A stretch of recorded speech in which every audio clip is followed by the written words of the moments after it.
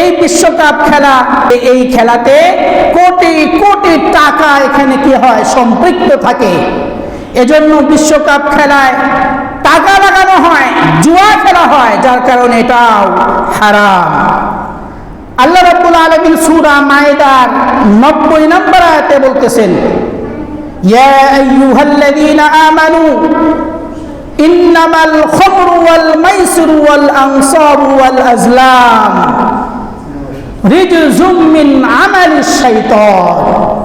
রাব্বুল আলামিন সূরা মায়েদার 90 নম্বর আয়াতে আল্লাহ তাআলা বলছেন যে খমর, মদ, জুয়া, মূর্তি পূজারি এবং ভাগ্য নির্ধারণ করা, এইগুলি সব হলো মিন আমালিশ শাইতান, শয়তানের কাজ।